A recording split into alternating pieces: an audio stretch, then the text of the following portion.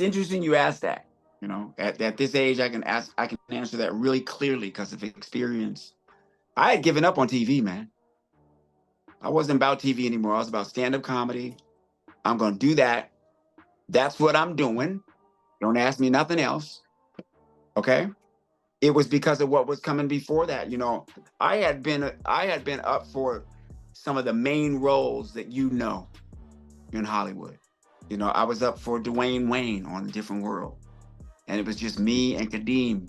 Alphonse Ribeiro were the last three black dudes that they picked out of the whole town. And then Ribeiro got kicked out. And it was just me and Kadeem. And he got it. And like that was the biggest role you can have. NBC right before Bill Cosby. Then Eddie Murphy came along. And I got the pilot for the CBS series. And what happened was it never went. And I played his little brother. So that was gone. For those two deals, I dropped a pilot on CBS that was all mine. It was just starring me and Candace Bergman, called Murphy Brown. And then I had $1 million holding contract with Disney to do anything I wanted to do. So I turned them all down for these two. Then one left, and then the other one left, and there I was. All of those went away, but I can't take credit for that because my manager at the time was really smart. He said, man, F all that stuff, man. You the baddest comic there is. Something else will come along. Let's just go back to the clubs. Let's go back to the clubs. Because our plan was to get a comedy special first anyway. So I went back to the clubs and Keenan called. And I was like, man, I'm not going on no show like that, man. And I passed on the project. My agent told me, well, don't just pass. He said, man, we'll go and audition. If you get it, you get it. If you don't, you don't. I think I bombed miserable because they told me to, you know, go have lunch. We'll see you later. And as I was leaving, somebody said, hey, man, you going to the audition tonight? And I was like, what? They said, there's a stand-up comedy audition tonight. And I was like, oh, yeah? They said, you're already on the list. And I was like, yeah. They were like, yeah, and you're number 30th. It's 30 comics and you're 30. And it was Martin, DL, whoever you can name. Everybody was going for that show. You know that. John Leguizamo, everybody. And I was ready.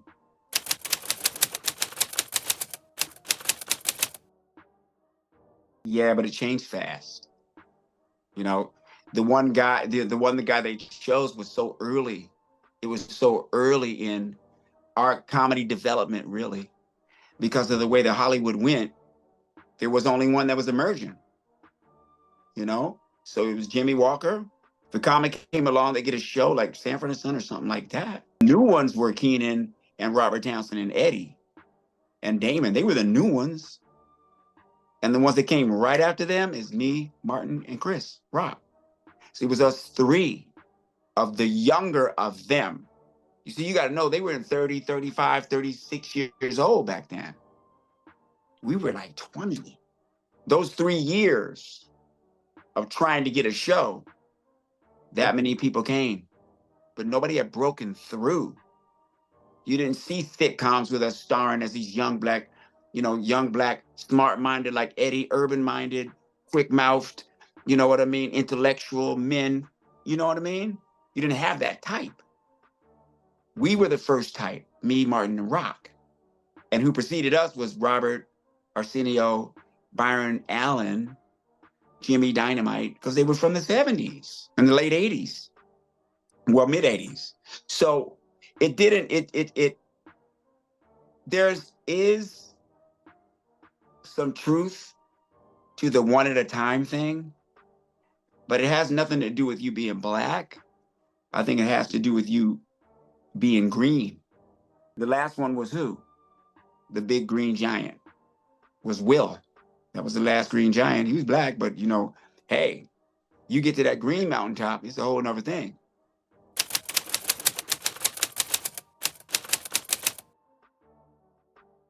Yeah, it affected his career, It affected his career as far as it goes to being a Hollywood insider, the accepted superstar.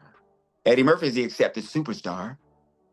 But Eddie had gone to greener pastures, his personal life and all the stuff that he was dealing, doing and dealing with, and his whole thing. He can come back anytime he wants. You know what I mean? But that guy, he's the crown champion of Denzel and the rest of them. You got to understand that dramatic and comedy are different. Eddie trumped the comic. Eddie made it possible for Will and me and them.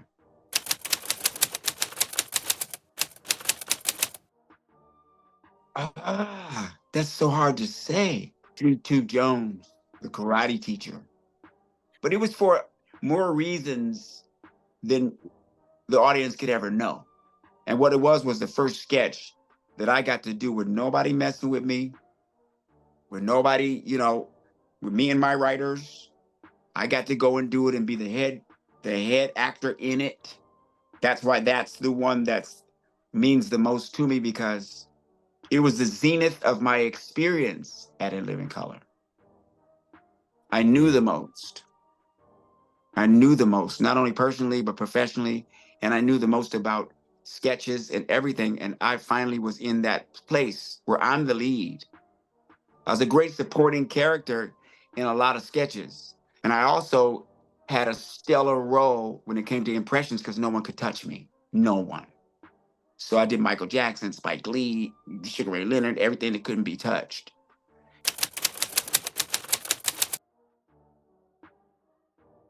I was already on In Living Color for 3 years before Martin happened. But, the good thing is I didn't have to audition for Barnell Hill, boy. Me and Martin were already buddies because we knew each other back in DC. So, and one of our writers from In Living Color created his show and was one of the producers. He said, "You got to get Tommy for this role. The rest is history."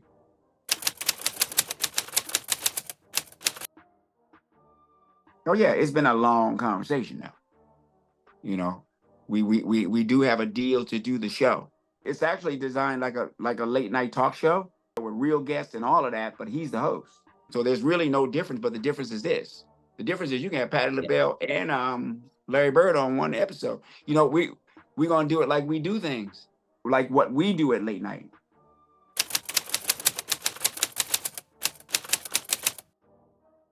Oh yeah. Oh yeah, because they asked for me.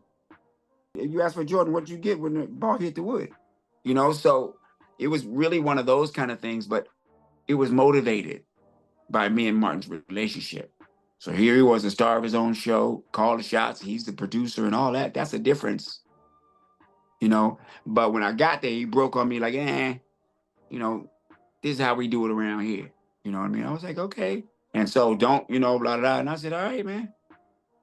And I just said to myself, I'm gonna show you how we do it over there and how I do it. And that's how that came to be, because it was more of like a challenge. You know what I mean? And so I was like, cool. I hope you don't memorize the script.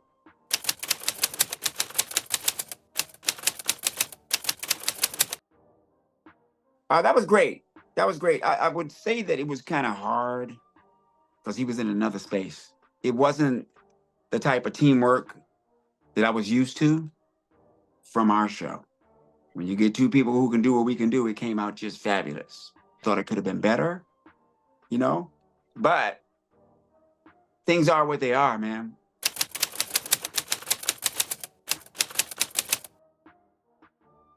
Yeah, I was the same for people with me, It's like you love them, and we go through things personally that can be really, really deep, We all get in crisis. Sometimes they're self-made, So when he went through that, there was no way for me to really get to him. Of course I was scared for him. Of course.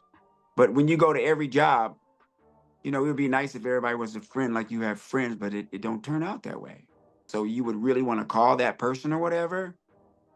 But, he's dealing with his inner circle of friends because, I love him.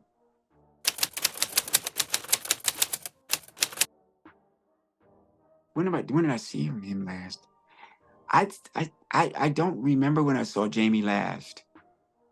I don't know when I saw Jamie last. Because, we ain't always, you know how I go.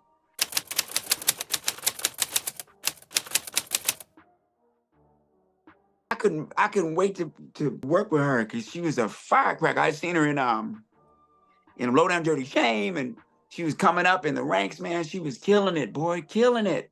When we were doing Booty Call, she was doing Set It Off. So Vivica was in that. So I saw her a lot. Man, I couldn't wait to get on that set. But it was a special time for me.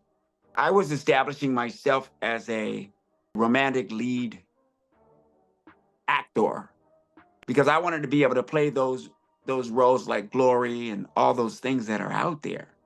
And so you have to do that. You have to do that eventually. You have to do that gradually because the audiences are they're like a cruise ship. They think one thing about you, and then you got to take the cruise ship a whole nother way. Where are we going with this, you know? And so it was a progression for me, you know. She picked me, man. She picked me. And she made a good choice, too.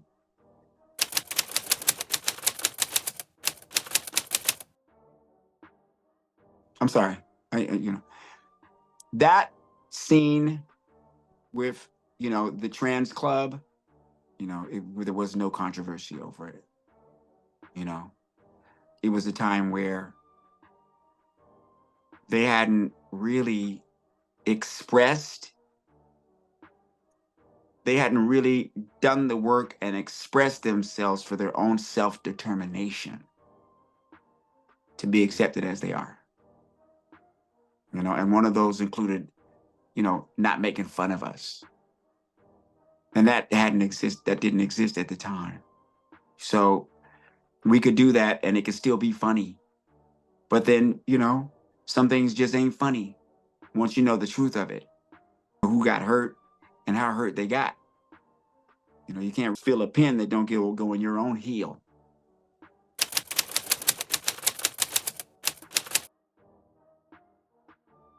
Not that I know of, because I just come from a family and a background that's really progressive, you know. So I was always aware of that. I can be among it, but not part of it because I know better, you know. They can put me on tribunal. They can do that, you know, but it would be doing it backwards. You know what I mean? So they established their self-determination. They have their societal norms that we adhere to. Okay, and we know better not to. So if we do, then ain't no excuse. You know. But we the only ones that they treat like a nigga still though. So we'll keep working on that one, you know? And when I say that, I say that because I'm using the connotation of the word. I did a movie called Bamboozled, the minstrel period in early America and blackface and in that whole period. It's the establishment, the Hollywood establishment pulled it out of Blockbuster, wouldn't let people see it, you know, said it was a bad thing to see. Next thing you know, I see Schindler's List. And I'm like, it's just the way it is, you know?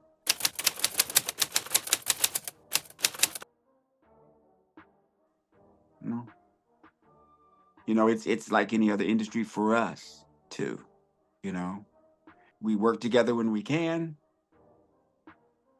but we still got to work if we can't. The precipice would be, will we get to the point where we don't have to work with them? The Irish have done it. The Germans have done it. It's a valid question all the way through, but the external conflicts affect our internal relationships.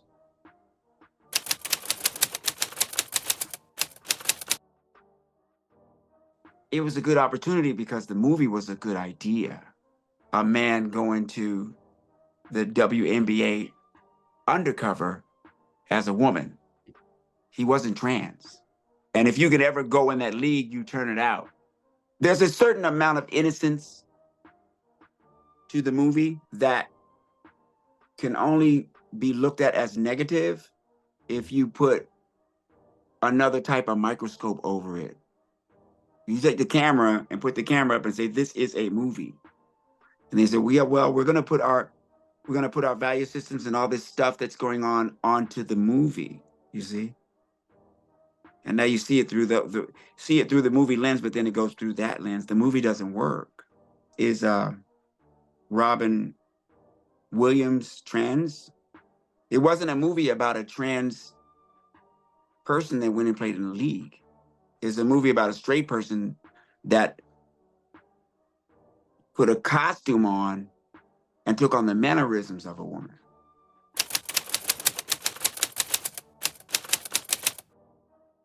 I had given up on being on TV as a star of a show. This is probably the only time in my life since I could know what a TV was that I didn't love it as much as I used to, just on the strength of the bullshit that be on there. I look at the bullshit and I look at what I can do and I be like, come on now. That would bother anybody. The reason why TV wants you or series want you aren't the reasons that I have for them. You know, they'll pick popularity. They'll pick how much money I make. You know, they'll pick, is he reliable? Whatever they want to say.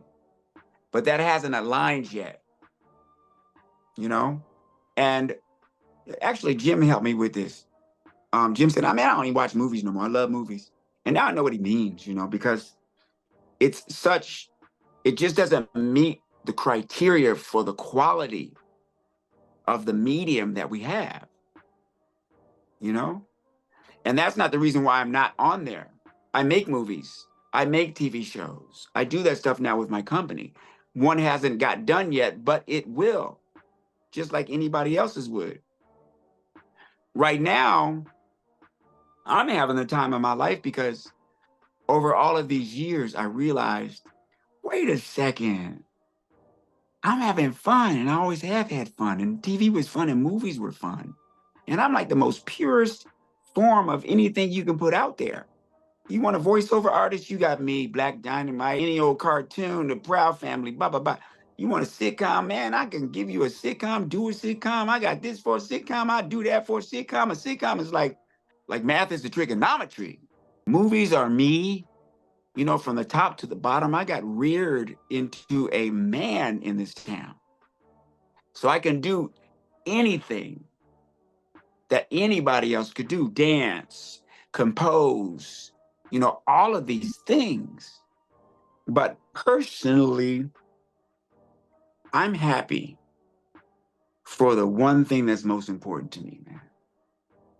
I'm okay with who I am now and what my potential is in the future, whether it be near, not, or way up somewhere.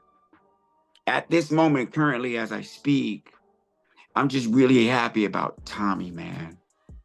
Barbara Davidson's son, the one who grew up with her and saw the world, you know, with what she exposed to me, and turned out to be a pretty good man. As an entertainer, I can't thank God for the talents that he's given me. It's good to know that I'm one of the most powerful entertainers in the business. That's not based on monetary, that's based on what I can do. I can write, I can produce, I can compose, I can direct, I can act, I can draw, I can sing, I can dance. It's limitless with where I am. And my career shows it. I'm off into smooth jazz, and that was a choice. Smooth jazz is a choice. I've been a singer since I was 5 years old. Now music's finally come around. You know, so I got in the door.